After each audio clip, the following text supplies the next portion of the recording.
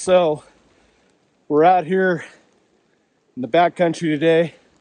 I got Jaime with me back there, somewhere back there. We're gonna set up a bush camp out here. It's between freezing rain and snow right now, so we'll keep you posted on how this goes. Hi folks, John with the Wingman 115 channel. I'm with my good buddy Jaime. We're out here in the backcountry today. We both had the day off and we saw that a storm's coming in, so what better for two grown guys to do than to go out in the middle of a freezing rain, possible sleet and snowstorm. So we're up in the local mountains. We set up our tarp, a hasty shelter. We're a little bit wet right now. It was raining hard when we first came in, but we're hunkered down right now. We're gonna do some cooking. We're gonna do some messing around with knives and sharp, pointy stuff. So you're gonna wanna stick around.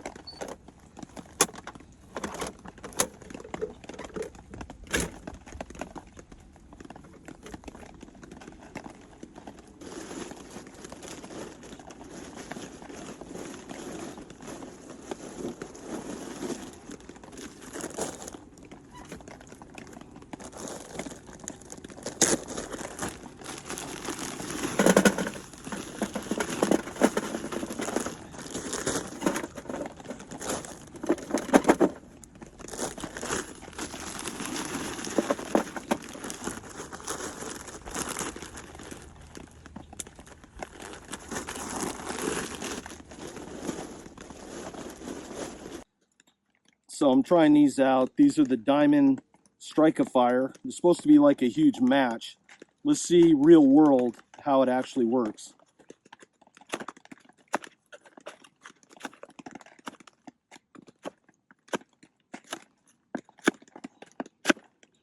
Real world, not working too good. That's why we test the gear. Nope. Let me break out the lighter. Save your money. Don't buy those. All right. Jaime's going in with his Zippo. Real world.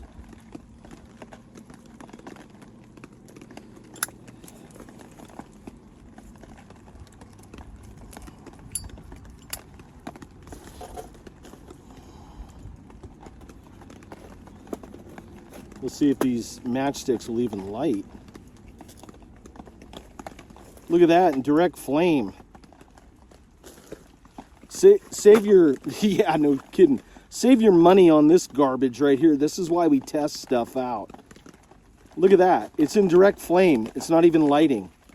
And they're supposed to be fire starters that strike anywhere like a match. Look at that. And they're dry, they're not even wet. Now it starts. But I mean, we had to hold it under flame for like 40 seconds. So save yourself some money. These were like $6 or $7. Don't buy them. Now, a lot of people say, you know, I could just hear it. He doesn't know how to start a fire. He doesn't do this, that. This is real world conditions. It was raining really hard when we came out here. And this is why we test gear to, one, save you time and money, but also it may save your life in an emergency situation. If you had bought these thinking that you're going to put it in your kit, that it's going to save you if something goes down, and they didn't even work, you possibly could have had serious injury or died in a situation. So this is why we come out in conditions like this and do real world testing on stuff. You come prepared. Good old cotton balls. We didn't have to break them out, but if we needed them, we had them. That or lint dryer. I think everybody knows that trick. So Yep. yeah, it's cool to be all bushcrafter and do it from scratch. do your hand drills, but Yep. when it's soaking wet out here, I got nothing but punk wood. You still got to bring some stuff out here. Yeah, so we're going to be messing around all day. We brought some tri-tip out to grill. Jaime brought some sausages. We got some beans. We're just going to take it easy. We're not going to have a fire too big underneath this tarp. We don't want to melt out here, but it's a nice day. It's relaxing. I love this little Yuko grill. It's great for coming out here and doing stuff like this.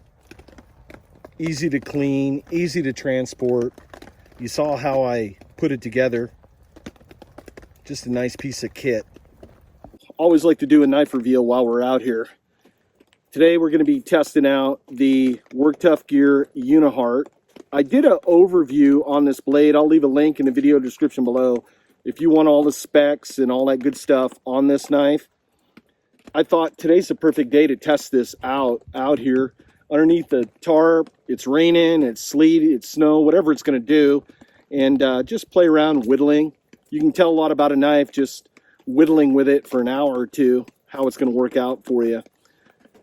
I really like that handle though, that palm swell in there, that Coke bottle design. Feels really good, but I'll give you an overview later on in the video about this. What are you working on, Jaime? I'm going to get some water boiling, make some coffee. So using the little mini firebox. So he's got the Firebox Nano. I'll zoom in real quick so you guys can see the setup. Steve over at Firebox Stove, just a great invention with the Nano and the G2. Just awesome piece of kits. We've used them here on the channel many times out here in the woods. So Jaime went around and dug out some like punky wood. He's gonna see if he can get something going. We can get some water on the boil. And once the coals settle down, I'm gonna throw some tri-tip on the grill. So we're gonna have espresso coffee, some tri-tip, some beans. Life is good out here in the woods hood. We got some rain kicking up right now. So Jaime's out here splitting some wood. Yeah, I have a hatchet if you need to use a hatchet. Yeah, it's small enough stuff where I want to actually also work this knife, see what all it does for me.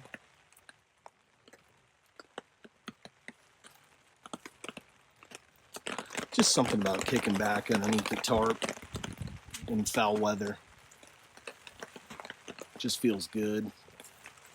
Got a little bit of heat coming off the grill. Not enough to like really make too much of a difference, but it's still, the ambiance is just great.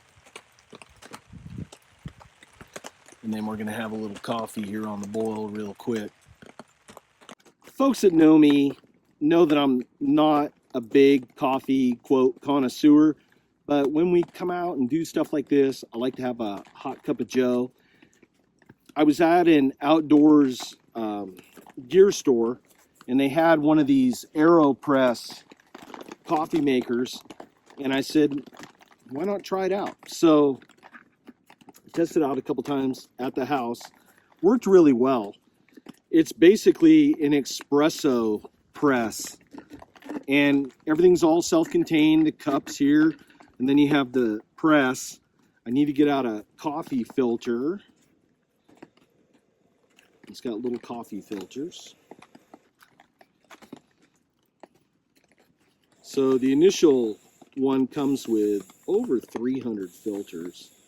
I only put like 10 or 12 in this right now just to get it going. But here's your press. Set that down. You got your coffee scoop. You got the stirrer. So first thing we're going to do is pull the plunger out, and then I'm going to put a coffee filter in basically the strainer, and then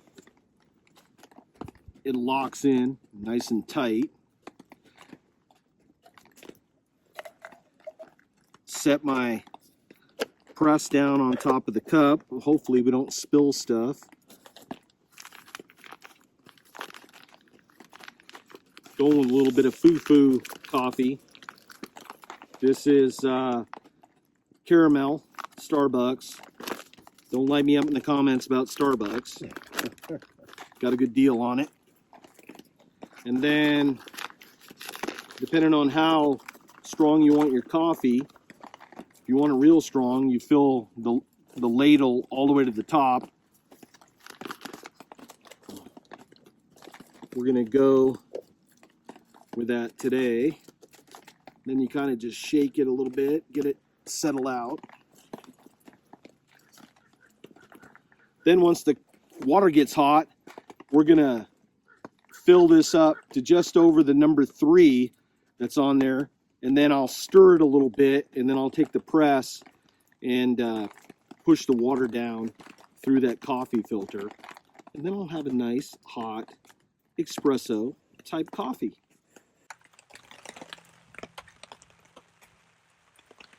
You got a fire going there real quick. Got a lot of sheets going on, cotton balls. Hey, you got to use what you have. In this weather, let me tell you. I mean, the days of Jeremiah Johnson, I mean, that stuff's fun, but I'm sure a lot of those guys were cold and miserable. Rain's starting to come down pretty good in spurts. I'm going to pull up underneath a little bit more. Oh yeah. We're starting to feel it now. Jaime's got the nano going. The wind's starting to pick up a little bit.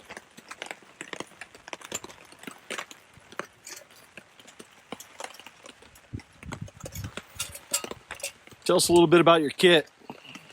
So nothing new's been out for a while. The good old Self-Reliance Outfitter Canteen cook set, and we've got a video on that on my loadout, so links down at the bottom. Yeah, I'll leave links in the video description below everything on that. that's in here.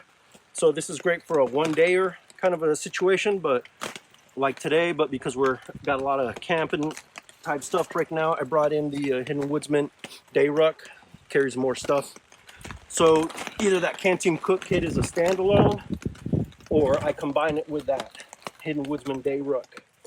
One thing that really helps right now in this rain situation, you guys can see my pants are wet, but I got the inserted knee pads here on these 511s, so that helps keep the knees warm. Do got some long johns on, so that always helps.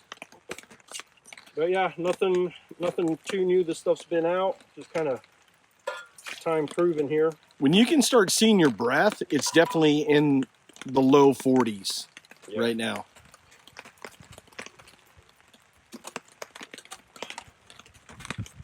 In case anyone's wondering too, kind of, you know, I'm always late to the game on a lot of stuff.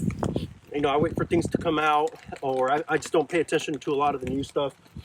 I'm kind of late all the gear reviewers like Wingman 115 to test stuff out, and then I'll get my hands on it if it's been proven. So in saying that, got my hands on this little SOG field knife. It's a budget knife. So even though, you know, I got some really nice knives, I wanted just to kind of play around with a budget knife.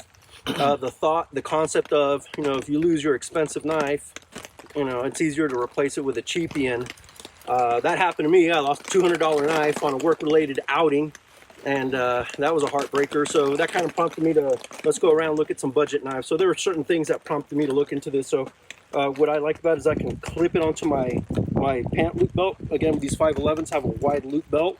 A lot of people don't like the sheath because of the belt loop clip. They say it's kind of flimsy and cheesy, and I can see that, especially if you're running it vertically.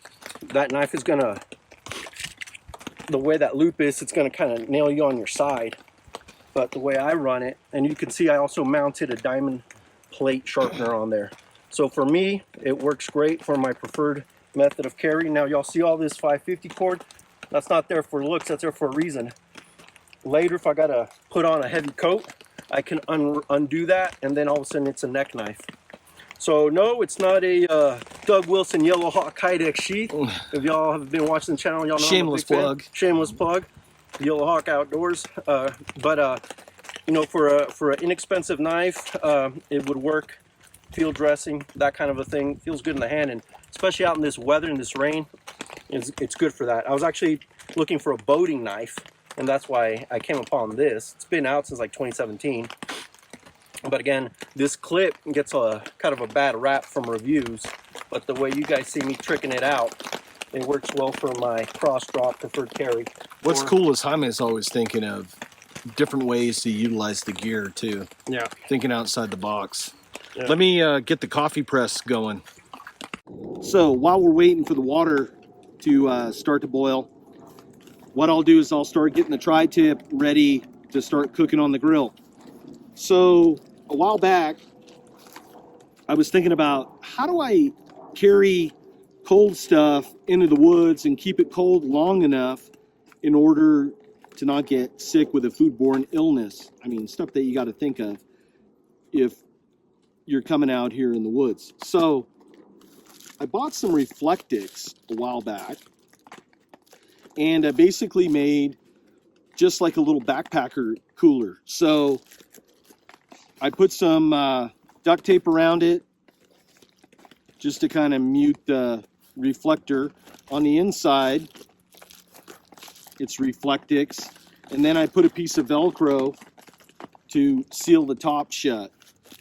And it works really good. It keeps the food cold. Today we're going to be doing some tri-tip steaks that I had bought. We have some Montreal steak seasoning. We're going to throw it on the grill.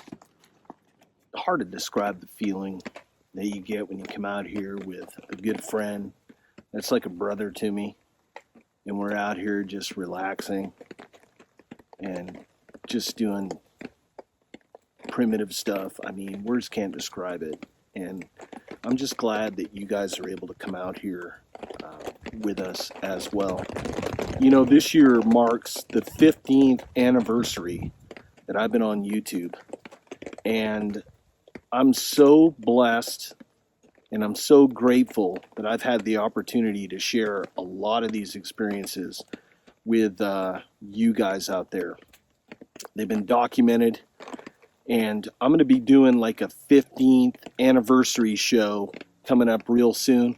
We're going to go over some of the old videos. I mean, some of those old videos were just terrible back in the day. We learned a lot, and I've had a lot of great mentors and friends, and we're going to try to give as many people shout outs as we can, and just go back a trip in time of how the channel started, where YouTube has progressed over the years. It's just been a wild, crazy ride, and I'm just so happy that you folks have been along with me, sharing moments like this.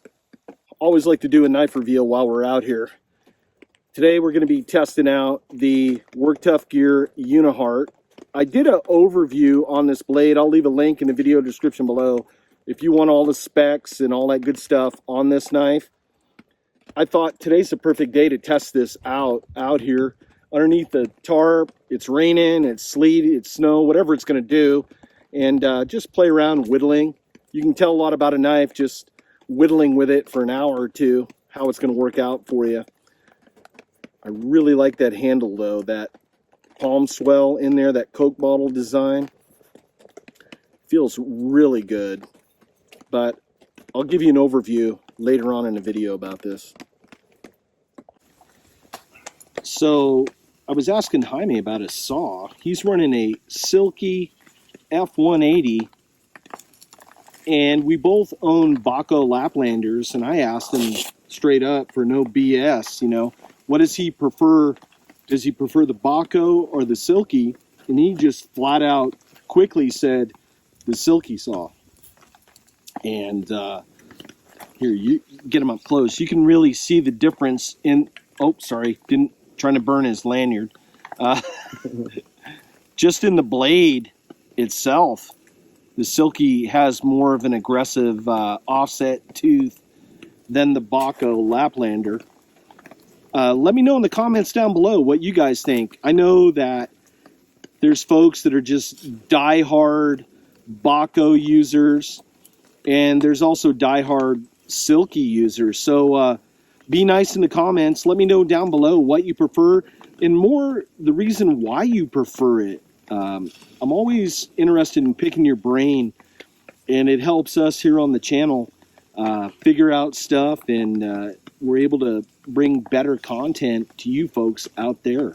So we're drying out some of that punk wood here on the grill to kind of help out the firebox a little bit. Might as well, right? Use the resources that we have. It's not hurting anything.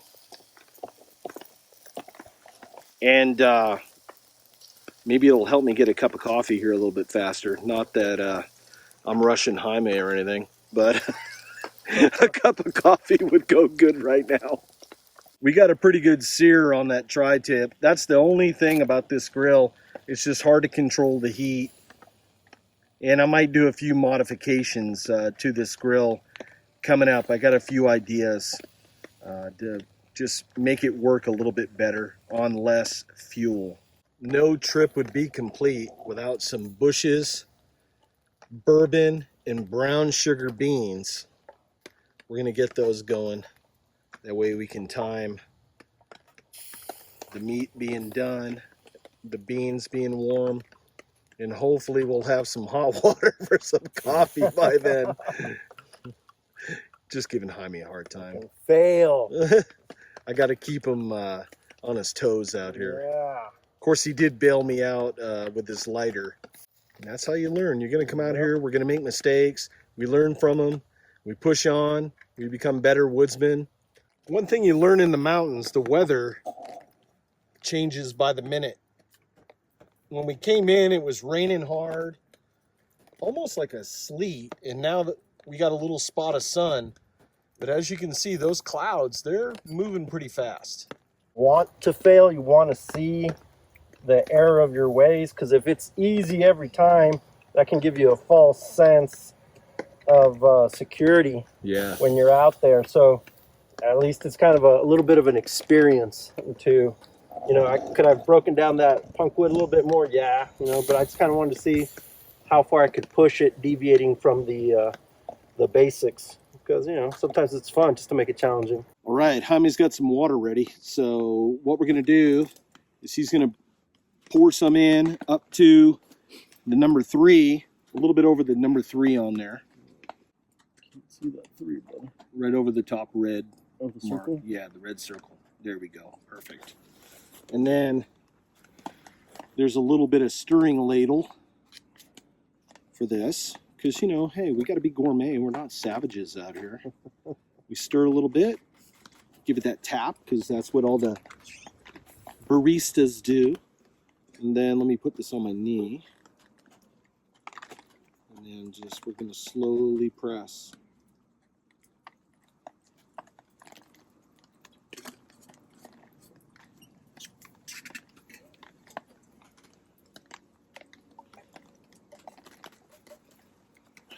And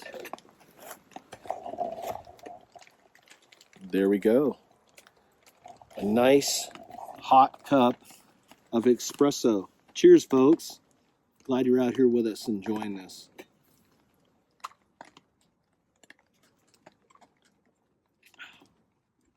Caramel coffee. Can't beat it.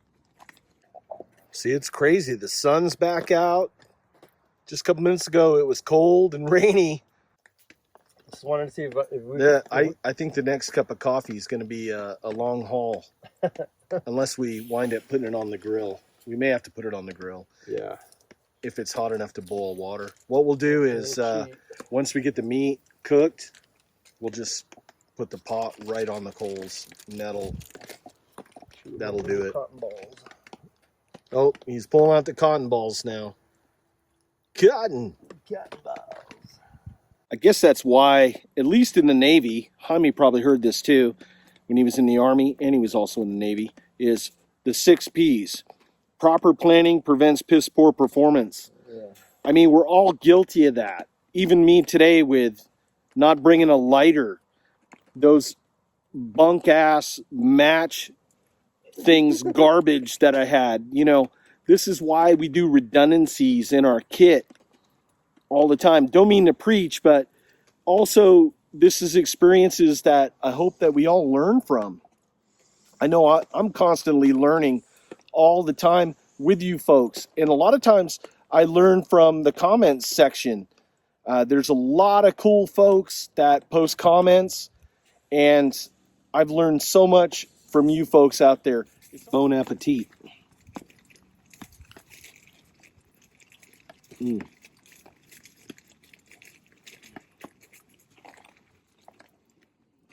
Great. The only thing missing right now is some eggs over easy. Ooh, yeah. Hot coffee. Yep. Some tri-tip. Don't get any better than that. Beans are starting to cook. Life's good out here in the woods. I'm not shy. We're going to eat it right out of the can. Yeah. One thing you learn while you're out here, you eat while the food's hot. Because you give it a couple of minutes, that food will be ice cold. So we're keeping stuff on the grill. Dropping in my beans. Almost like a fondue. Storm clouds coming in again. Temps probably dropped at least 10 degrees since the sun went away.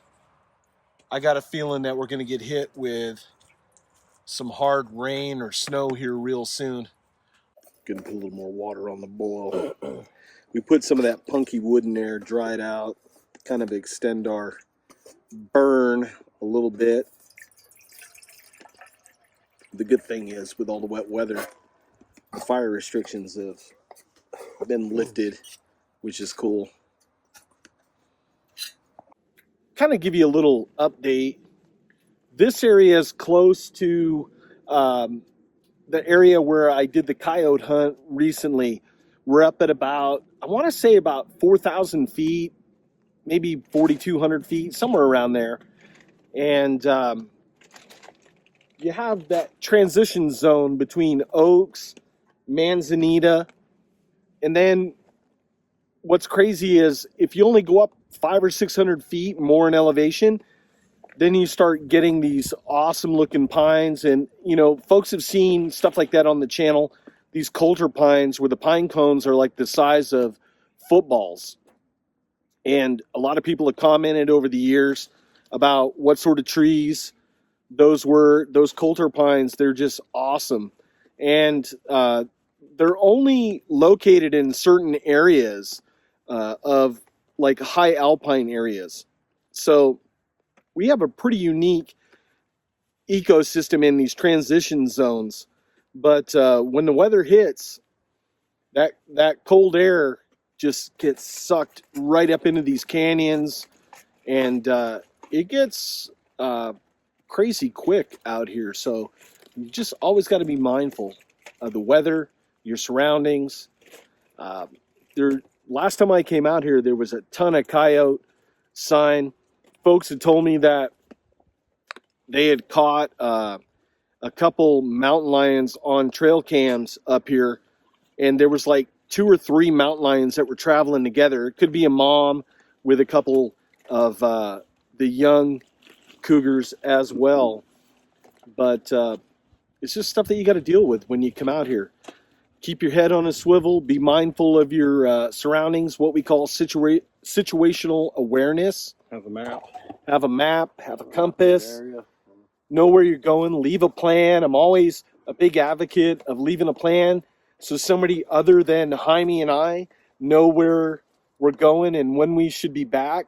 Or heaven forbid, something happens. Say we have a car problem, or we have some sort of mechanical injury, a broken bone, or whatever happens. At least a wife, a girlfriend, a loved one knows where we're at, what time we should be back, so they can call authorities. And then they have a general idea of where to look for us. The biggest problem that a lot of people face, especially in like a search and rescue type incident, is they don't follow their plan. They'll leave a plan with the wife or with a loved one, with a neighbor, and something happens. Well, they get out here and they decide that, well, this isn't the location that we wanted to go to, and then they go to another location miles away.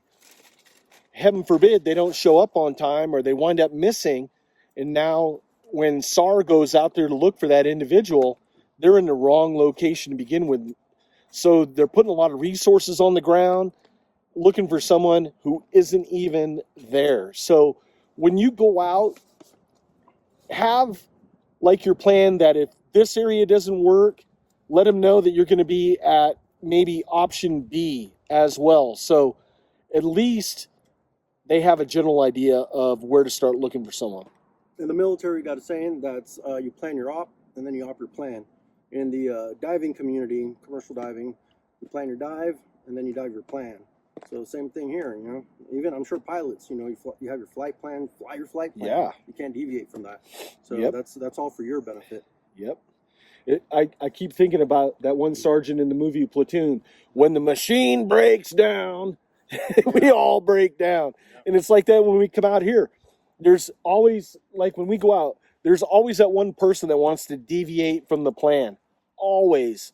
And a lot of times they get voted off the island on the next time we go out. So, you know, you want to think about the folks that you're going out with. Are they like-minded? Do they have a skill set that everybody can use? Now, you want to bring people out new that's going to learn, but you can't have people going off the reservation going rogue on you too out here, because it can go crazy quick. And one thing, especially like in the missing 411 type stuff, Man. people, here, we'll get up close so we can talk about this. People always wind up splitting up for whatever reason. Point of separation, Yeah. as David Politis refers to it. The point of separation when you got a team of people and they're pushing out, and then whether it's a planned separation or it's an impromptu, whether it's a hunting group or hiking group. Yep. But that's kind of a critical moment that where these missing cases, whether it's a missing 411 or not, that's typically when things can go south. Yep. You know what's crazy too is a lot of times, like when these kids go missing with their parents, with the guardian, with the group, a lot of times they're only 30, 40, 50 yards ahead on the trail. Yeah. And then all of a sudden the group leader goes around and little Bobby's not there anymore. Yeah. And it's just nuts. Yeah. So just word to the wise. Everybody stick together, stay within eyesight of each other. I know it kind of sounds like we're being overprotective, but there's people that wind up missing every day out in the woods. And in areas that you would think is so safe and just benign, people wind up dying. Like today would be a perfect example. It's cold and it's wet. If you didn't come out here dressed for the weather, you would easily be hypothermic. Oh. Now, Jaime's pant legs are soaking wet. If we had to spend the night out here, I guarantee he would be in the hurt locker tonight if we didn't figure out how to dry those pants out before the weather dropped. Same thing with me. My boots are soaking wet. You would have to figure out something. Well, here's also a little bit of knowing, like for me, the reason, you know, I talked about, I like these because I could slip in the knee pads on this, but also I know the material. These are just 511s, but you can find it with other products, other clothing products, is what's the material made of and will it dry out quicker? Yeah. You know, some, you know, if you got like moisture wicking. Exactly. And that's why I have no problem. You know, I got some long johns on, but from the knee down, you know, worst case scenario, let's say it got ridiculous, we can make a fire and this will dry out because it's happened, not a survival situation, but yeah, I got to dry it out. And I know I'm comfortable knowing that. So, but that applies with the rest of your clothing. Is it wet from sweat? Is it wet from the rain? Blah, blah, blah. I mean, this is nothing new, folks, but stuff that can sometimes get overlooked. And what could be a simple outing, like John said, if we brought someone that has never been out in the bush or the woods, those are the people that tend to kind of sometimes get a little lost and turned around. They stop to look at that rock or the log or something, and they look up, and then the rest of the group is gone away. Now, the rest of the group should always be looking out for everyone, but that's the stuff that happens. You know, there's a bend in the trail, someone got distracted, and then that newbie may panic, and then here we have a situation. Yep. Simple stuff that can go south real quick. And this conversation, you know, this isn't for you hardcore experienced woodsmen out there. We have a lot of new people that watch the channel, watch these videos, that randomly come across this stuff that have never been out in the woods. Yeah. I've met guys in their 30s and 40s, and we take them out, and they're legitimately scared because it's their first time out with only maybe by themselves or one person in the woods, and they're like legit terrified because they start thinking about every horror movie they've ever seen, and it starts playing in their head, and that's where the machine starts breaking down. So we're just out here, we're just randomly talking, and maybe something that we're going to say might help a first-time person going out in the woods. Don't be afraid to come out here. Yeah. Just be prepared. If you have somebody that's experienced and you can go out, that's great. If you don't, start with baby steps. Make sure you have a kit, though. Make sure you have fire. Make sure that you have cover. Make sure that you have cordage. Just the basic things like that. Make sure you have a compass, some sort of combustion device. It's all going to help in the long run. I think with because of the beauty of YouTube, with all the knowledge and all the experience out there, and you got so many people out there, you know, doing this. Obviously, this isn't new, but you got that one newbie watching it, you know, young individual, and they get inspired. And I hear about it all the time, how people got inspired by, you know, so and so, and they get amped up, and they may do everything right. They may have the gear, they may have the knowledge because they read the books and they watched the videos and the yada yada. But when you are actually out there, you know, and then you know, God forbid something happens, and the biggest mistake any newbie could do is go out on their own. You know, I got my wool blanket, my knife, and my spindle. You know, go with experience. Yeah. So if you're the newbie out there, you know, don't go out with experienced people, because you know, I mean, I've been in situations where you're like, you know, a little bit of panic can mess things up and can take the simplest and basic of things, and you know, they just, you know, you forget about it. So I have my own little simple acronym, SHIT, for shelter, heat, irrigation. So S for shelter, we know what that, you know, your cover. H for heat, making your fire, and also, you know, your clothing, which can also go for shelter. I is for irrigation, meaning you're irrigating your body, you're drinking. But the T, the last T, is the most important, temperament. Have to maintain a cool head, because again, things can go south, and if they do, you got to maintain a good temperament, good mindset, so that panic doesn't get to you. And that's my biggest thing. Have the knowledge, have some skills, but at the end of the day, know that you're not going to feed into any panic that may come up. Hey, this is the first time, and I've known him for a while, this is the first time he's ever told me about the SHIT. Yeah, those are my SHIT. I thought we were close. Man, he ain't dropping the knowledge on me, man. Boom. Heard it here first. Bellow drop. I feel violated. Bellow drop. I know it's a weird camera angle, but my tripod, I got a little mini tripod with the system that I have today because of the weather. But I'm going to try out the Unihart on this piece of Manzanita. Let's try the 90-degree spine. Oh yeah.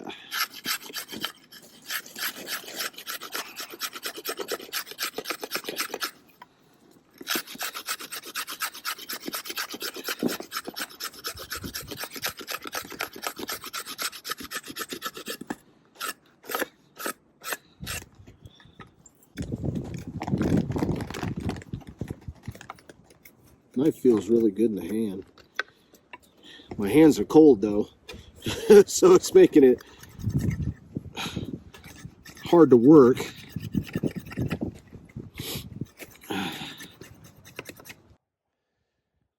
Well, temperature's dropping. You can clearly see there's more storm coming. So what we're gonna do is bug out before we get totally soaking wet.